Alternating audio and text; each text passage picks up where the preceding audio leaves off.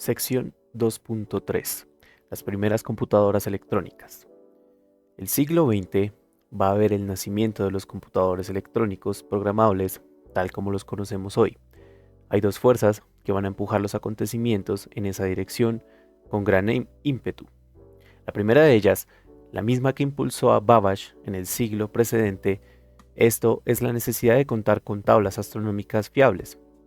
En particular, calcular la posición de la Luna con precisión suficiente era fundamental para que los navegantes pudieran conocer con exactitud la longitud en la que se hallaban.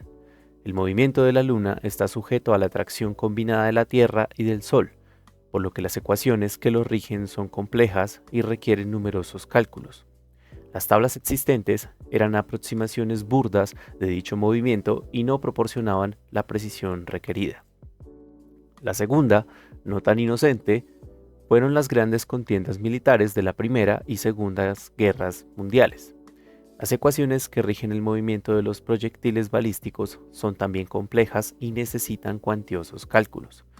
Como veremos más adelante, realizar tales cálculos de forma manual, aun contando con la asistencia de calculadoras mecánicas o eléctricas de sobremesa que ya estaban disponibles en la época, habría llevado años a equipos humanos grandes y bien entrenados.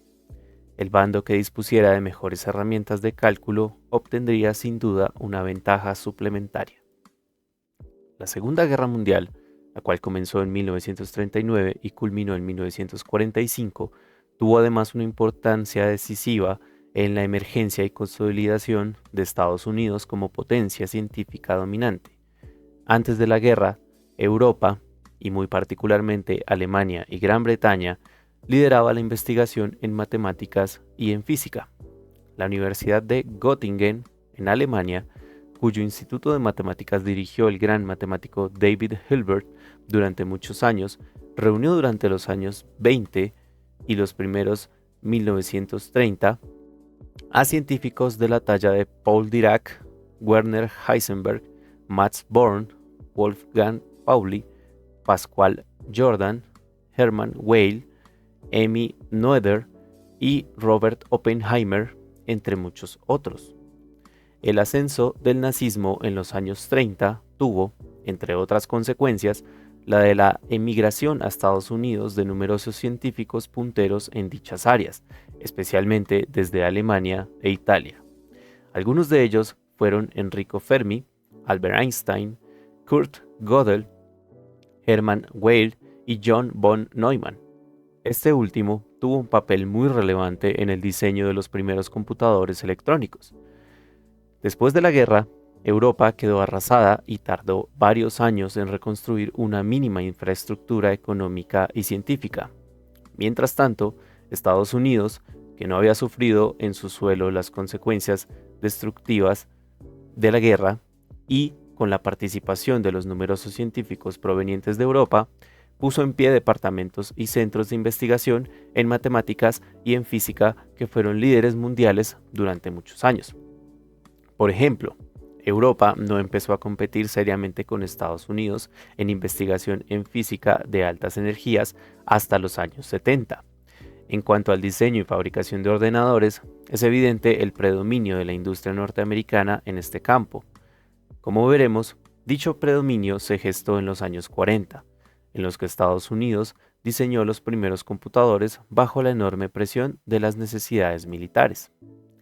Hacia 1930, IBM había establecido un convenio con la Universidad de Columbia mediante el cual se creaba el Thomas Watson Astronomical Bureau, una institución de investigación sin ánimo de lucro dedicada a la astronomía. La aportación de IBM consistía en la adaptación de sus tabuladores de tarjetas perforadas para su uso en la confección de tablas astronómicas. Este hecho marca un cambio de estrategia de IBM en virtud del cual la empresa empieza a interesarse cada vez más en la construcción de máquinas para el cálculo científico. La persona clave de este acuerdo fue Wallace J. Eckert, del Departamento de Astronomía de la Universidad de Columbia. Siguiendo esta línea, Howard H. Aiken, físico por la Universidad de Harvard, firmó un contrato con IBM para la construcción en dicha universidad de un computador electromecánico. La máquina, que recibió el nombre de IBM Automatic Sequence Controlled Calculator, se construyó entre 1939 y 1944 y puede considerarse la realización electromecánica de la máquina de Babbage. Tenía 72 variables y 60 constantes de 23 dígitos decimales y era capaz de realizar una multiplicación en 3 segundos. El programa de cálculo consistía en una tira de papel perforada donde se grababa la secuencia de operaciones elementales a realizar. La tecnología electromecánica, es decir, la realización de circuitos lógicos mediante relés electromagnéticos, estaba en ese momento suficientemente desarrollada y parecía la más adecuada para llevar a cabo la tarea. Sin embargo, la mala suerte pareció perseguir a Babbage incluso después de su muerte. Esta vez, sus ideas no llegaban demasiado pronto, sino demasiado tarde. La tecnología electrónica, mucho menos desarrollada en esos años, completó el primer computador electrónico en prácticamente las mismas fechas. Este resultó ser unas 1000 veces más rápido. Los computadores electromecánicos nacían, pues, obsoletos y, aunque siguieron desarrollándose durante algún tiempo, fueron finalmente abandonados. La máquina de Aiken se conoce actualmente como la Mark I, debido a que diseñó otras 3 más que fueron llamadas respectivamente Mark II, Mark III y Mark IV. Las 2 últimas ya eran electrónicas. La Mark IV entró en operación en 1952. Otra máquina electromecánica pionera fue la del profesor John B. Atanasoff del Iowa State College, diseñada en 1940. No se trataba de un computador de propósito general, sino de una máquina especializada en la resolución de sistemas de ecuaciones lineales utilizando el método de reducción de Gauss. No llegó a ser construida completamente, pero hay constancia de que sus ideas fueron utilizadas posteriormente en el diseño de algunos circuitos de la primera computadora electrónica, llamada ENIAC. Una visita a Atanasoff del ingeniero John W. Mauchly de la Universidad de Filadelfia sirvió para que éste conociera de primera mano tales ideas. John Mauchly fue el jefe del equipo de ingenieros que construyó la ENIAC. En la Alemania de la guerra, el ingeniero Konrad Zuse diseñó y construyó un computador electromecánico en 1943.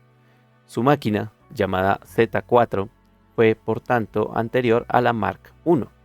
Sin embargo, debido a la guerra y al secreto impuesto por los vencedores sobre muchos de los desarrollos alemanes, sus logros no se conocieron hasta pasados más de 20 años, por lo que su incidencia en la investigación en computadores de los años 40 y 50 fue nula.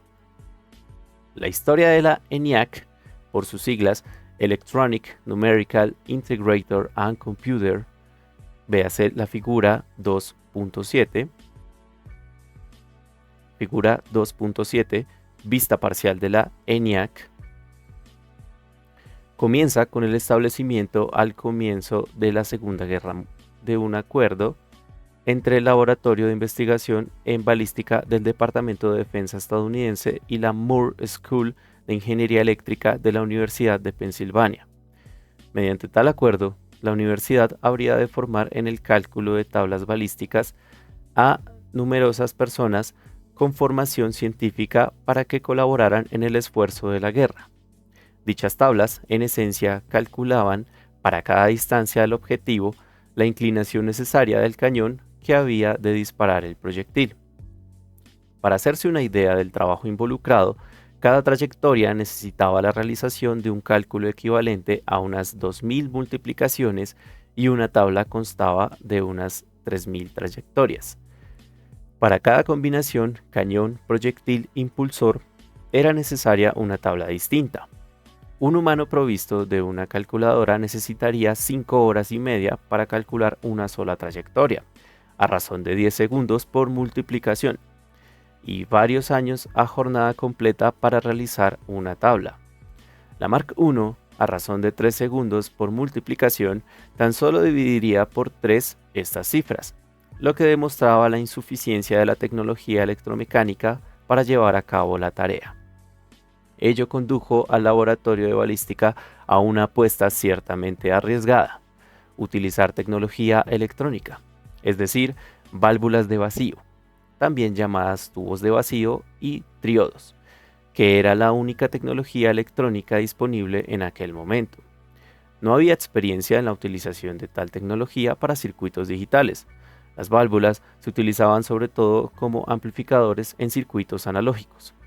Las estimaciones iniciales arrojaban cifras de varios miles de válvulas trabajando simultáneamente, lo que añadía un grave problema de fiabilidad a la máquina. Una sola válvula fundida podría arruinar por completo un cálculo. Sin embargo, las expectativas eran también prometedoras. Las válvulas podían cambiarse de estado varios cientos de miles de veces por segundo, lo que auguraba velocidades de cálculo varios órdenes de magnitud más rápidas que las de sus contrapartidas electromecánicas.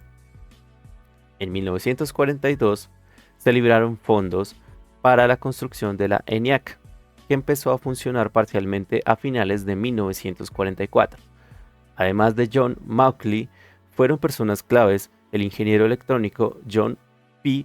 Eckert de la Moore School y el matemático Hermann H. Goldstein, que sirvió de enlace entre la universidad y el laboratorio de balística. Las cifras de la ENIAC todavía impresionan en la actualidad. Tenía 18.000 válvulas, 1.500 relés, 70.000 resistencias y 10.000 condensadores. Ocupaba un recinto de unos 100 metros cuadrados y consumía 140 kilovatios de potencia. El reloj de la máquina funcionaba a 100.000 pulsos por segundo, es decir, las válvulas conmutaban cada 10 microsegundos. En otras palabras, un microsegundo es equivalente a 10 a la menos 6 segundos. Disponía de una memoria formada por 20 acumuladores de 10 cifras decimales cada uno.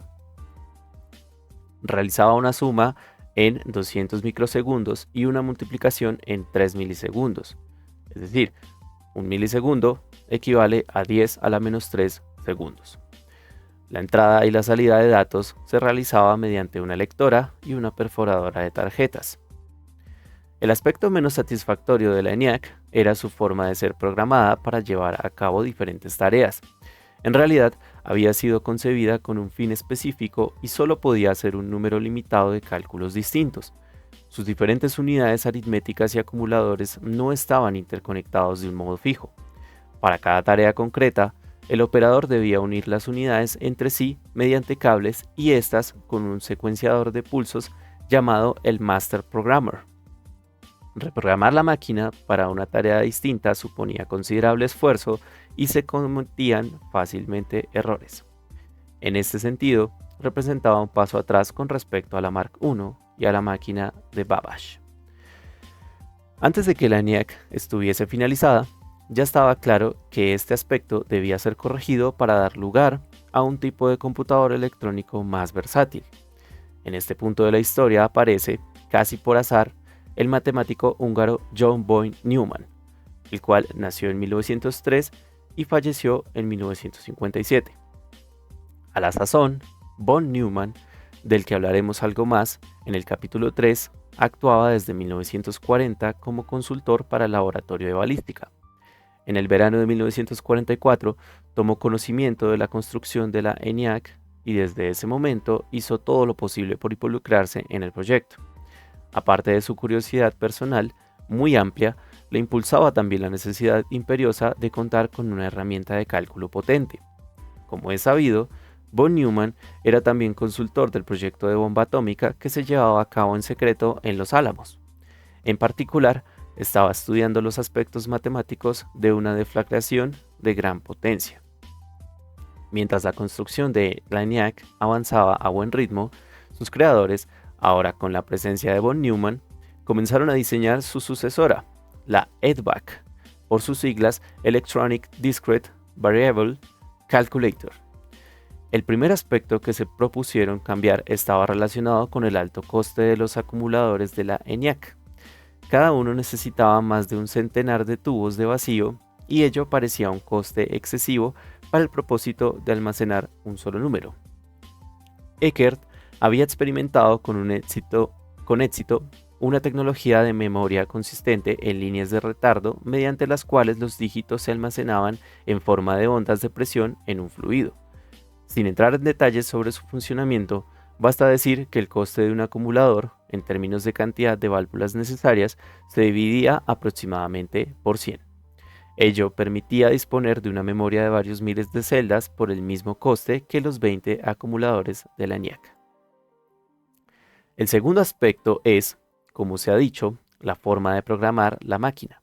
Aquí es donde el genio de von Neumann acertó con los conceptos adecuados que todavía hoy siguen siendo los que inspiran el diseño de los computadores modernos, hasta el punto de que los informáticos nos referimos habitualmente a un computador como una máquina de arquitectura von Neumann.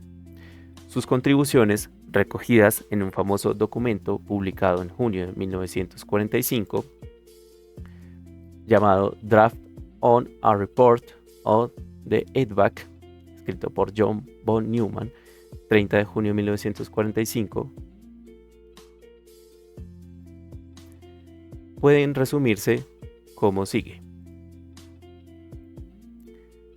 Describió el computador en términos exclusivamente lógicos, sin hacer referencia a los aspectos eléctricos o tecnológicos que utilizaban los circuitos. Ello permitía entender el funcionamiento de la máquina de un modo más abstracto e independiente de la tecnología del momento. Lo concibió como una máquina estrictamente secuencial que ejecutaba una instrucción al tiempo. Esto contrastaba con la concepción de la ENIAC, donde gran parte de los cálculos sucedían en paralelo.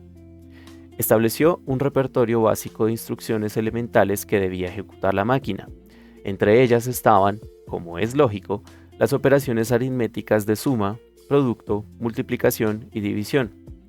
Pero además introdujo otras nuevas que comprobaban el signo de un acumulador y que bifurcaban el flujo de control del programa en función de dicho signo.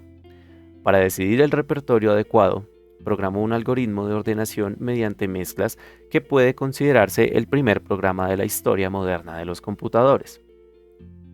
Decidió que los números se almacenaran en la memoria y se operaran aritméticamente en el sistema binario. El sistema decimal solo se utilizaba para la representación externa de dichos números, es decir, en las unidades de entrada-salida. Estableció los órganos básicos o unidades lógicas de la máquina, asignando funciones concretas a cada uno y explicando sus interrelaciones. Estas unidades, no muy diferentes de las actuales, eran: unidad aritmética, capaz de realizar las 4 operaciones aritméticas básicas. Disponía de 2 registros de entrada para los operandos y de un registro de salida para el resultado. Memoria. Contenía los datos del cálculo y, como veremos a continuación, las instrucciones del programa en ejecución. Unidad de control. Llevaba cuenta de la posición de memoria de donde había de extraerse la siguiente instrucción a ejecutar. Descodificaba la instrucción en curso y daba órdenes al resto de las unidades para asegurar la ejecución de la misma. Unidad de entrada. Controlaba la transferencia de datos desde el exterior de la máquina hasta la memoria. Unidad de salida. Controlaba la transferencia de datos desde la memoria hasta el exterior de la máquina. Pero el concepto estrella, el realmente revolucionario de la nueva arquitectura, fue el de programa almacenado, es decir, la decisión de que el algoritmo a ejecutar se almacenara en la forma de una secuencia de instrucciones, en el mismo dispositivo de memoria donde se almacenaban los datos. En parte, esta decisión fue una consecuencia de la propia tecnología electrónica. Si el programa a ejecutar se leyera de una cinta de papel, tal como se hacía en la Mark I, la máquina estaría la mayor parte del tiempo esperando la llegada de la siguiente instrucción. El tiempo de cálculo sería despreciable comparado con el de la lectura y el tiempo de ejecución del algoritmo vendría determinado exclusivamente por el dispositivo mecánico de lectura, desvirtuando el propósito último de emplear tecnología electrónica. Pero, además, el hecho de tener el programa almacenado permitía una flexibilidad de programación antes inalcanzable. En particular, se podían crear bucles en el programa de forma que una secuencia de instrucciones se repitiera un cierto número de veces. Bastaba para ello incluir al final del grupo una instrucción de salto hacia atrás. También se podía elegir una u otra secuencia de instrucciones en función del contenido o del signo de un registro de la unidad aritmética. Otra facilidad inesperada fue la de poder modificar las propias instrucciones en el transcurso del cálculo. Ello era imprescindible para hacer que las mismas instrucciones se refiriesen a posiciones de memoria distintas en cada iteración, habida cuenta de que todas las direcciones de memoria eran absolutas. Una dirección absoluta es un número que identifica unívocamente una celda.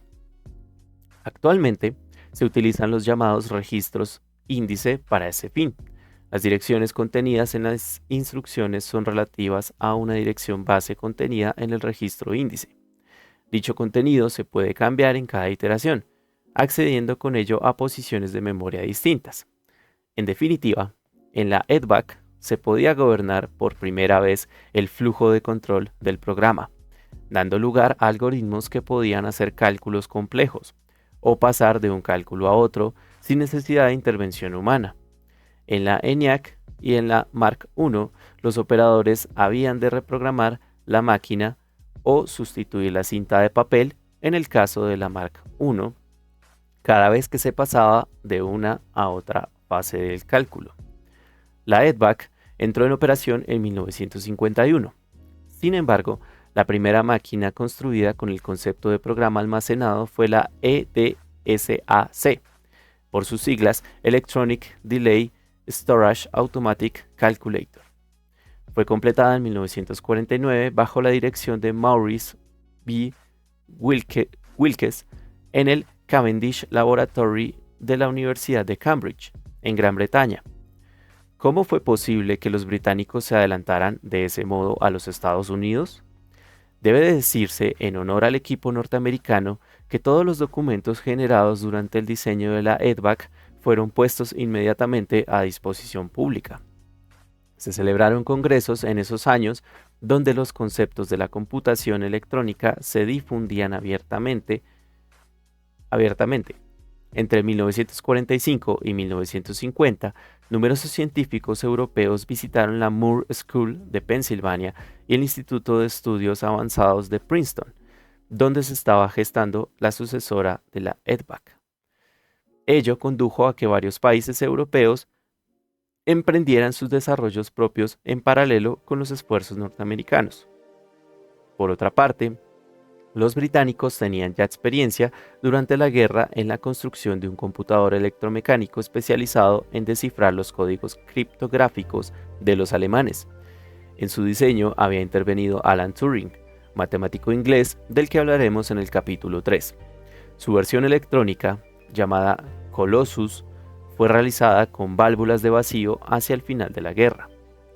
Otra máquina británica de la época fue el ACE, por sus siglas Automatic Calculator Engine, en la que también intervino Turing.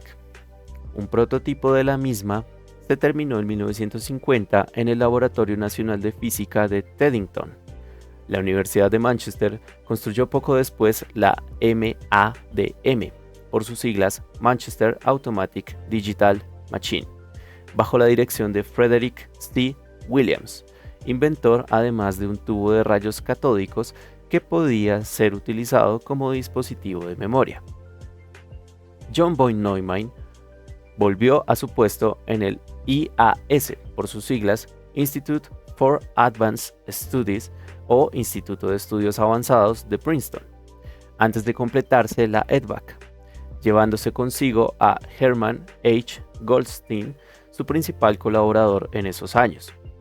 Ambos convencieron al instituto, principalmente dedicado a estudios matemáticos teóricos, de que se involucrase en el proyecto de construir un nuevo computador. En ese nuevo diseño terminaron de redondear los conceptos de la EDVAC y sentaron las bases arquitectónicas de los computadores que fueron construidos posteriormente en Estados Unidos y en Europa. Dichas bases se han mantenido esencialmente iguales hasta nuestros días. Algunas de las nuevas ideas fueron: establecieron que la comunicación entre la memoria y la unidad aritmética fuera en paralelo, es decir, Cada bit de la palabra se enviaba por un conductor distinto y todos los bits se enviaban a la vez. En el caso de la EDVAC, se había decidido que la comunicación fuera en serie, condicionado sin duda por la implementación de la memoria mediante líneas de retardo. Consiguientemente, las operaciones aritméticas se hacían operando en paralelo todos los bits. El formato de instrucción contenía una sola dirección de memoria. Una dirección no es más que un número que identifica la celda a la que se desea acceder. En la EDVAC existían formatos con hasta 4 direcciones. Esta decisión fue consecuencia de la observación de que la mayoría de las veces se necesitaba operar un valor de la memoria con otro ya existente en la unidad aritmética y de que el resultado debía quedarse en esta última para continuar siendo operado. Prestaron atención por primera vez a los problemas de programación.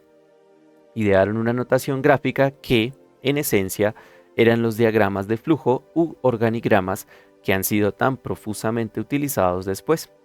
Incluso introdujeron un lenguaje de acertos lógicos para razonar sobre los programas, lo que fue sin duda un preludio de los métodos formales que habían de surgir más adelante. Los documentos producidos entre 1946 y 1948, los cuales consisten en Preliminary Discussion of the Logical Design of an Electronic Computing Instrument, publicado en Princeton en 1946 por los autores A. Burks, H. Goldstein y John von Neumann, y el Planning and Coding for an Electronic Computing Instrument, Part 2, volumen 1, publicado en abril de 1947, volumen 2, publicado en abril de 1948, volumen 3, publicado en agosto de 1948 por los autores H. Goldstein y John von Neumann. Como se ha dicho, difundidos públicamente a medida que se completaban, fueron reproducidos profusamente y sentaron las bases de los diseños que se hicieron posteriormente. La mayoría de sus decisiones han prevalecido hasta nuestros días. Sección 2.4. Las computadoras comerciales. Durante los primeros años, los computadores fueron diseñados y construidos en las universidades e instituciones públicas. Cada máquina era única en su especie y en su diseño se utilizaban algunas características conocidas y se experimentaban otras nuevas. Muchas de las nuevas ideas fueron eliminadas por ese proceso de selección natural que es inherente a la investigación. A medida que los diseños se fueron estabilizando, los computadores fueron cada vez menos objeto de investigación y pasaron a ser cada vez más productos comerciales. Una de las primeras empresas dedicadas a su construcción fue fundada por Eckert y Mauchly, los ingenieros responsables de la ENIAC y de la EDVAC. En 1951 produjeron la primera máquina comercial, llamada UNIVAC, por sus siglas en inglés Universal Automatic Computer, que vendieron a la oficina del censo. Recuerde el papel de esta oficina en el surgimiento de las primeras lectoras de tarjetas perforadas. Su empresa terminó siendo comprada por la Remington Rand Corporation, que, tras su fusión con Sperry, se convirtió en una de las grandes empresas del sector. Se vendieron docenas de UNIVAC. Por su parte, IBM desplazó su negocio progresivamente desde las calculadoras basadas en tarjetas perforadas a los computadores electrónicos. Su primera serie, la IBM 701, apareció en el mercado en 1953. Su memoria consistía en un tambor magnético y disponía de cintas magnéticas para la entrada-salida. Las máquinas de IBM, mejor concebidas desde el punto de vista ingenieril y sobre todo mejor comercializadas, se vendieron en un mayor número que las UNIVAC. Desde ese momento hasta nuestros días, IBM ha dominado el mercado de ordenadores. El resto de la historia de los computadores tiene más que ver con la tecnología que con nuevos avances conceptuales. Desde los años 50 hasta ahora, sobre todo se ha aumentado la velocidad y la capacidad de memoria de los ordenadores, a la vez que su precio y tamaño han caído drásticamente, haciéndoles asequibles a un número cada vez mayor de empresas e instituciones y terminando por convertirse en aparatos de consumo doméstico. Algunos de estos hitos tecnológicos fueron los siguientes. En 1947, J. W. Forrester demostró que se podía utilizar núcleos magnetizados de ferrita como dispositivos de memoria para los computadores. A partir de 1954, la mayoría de las máquinas emplearía esa tecnología, la cual conseguía abaratar enormemente el coste de la memoria. También en 1947, W. Shockley inventó el transistor. Este dispositivo reemplazó con éxito a las válvulas de vacío en todas las aplicaciones debido a su menor tamaño, consumo y coste, y a su mucha mayor fiabilidad. Los computadores comenzaron a incorporarlo a mediados de los 50. En 1958, J. Sid Clair Kilby consiguió disponer de un circuito completo con varios transistores sobre una oblea de silicio. Había nacido el circuito integrado, uno de los primeros computadores en utilizar circuitos integrados, llamados entonces de tercera generación, fue el Sistema 360 de IBM, lanzado al mercado en 1964. A partir de ese momento, y mediante la utilización de técnicas litográficas y fotográficas cada vez más sofisticadas, el número de transistores que fue posible grabar en un circuito integrado creció exponencialmente. En esos años se habla sucesivamente de integración en media escala, o MSI en gran escala, o LSI, y en muy gran escala, o VLSI.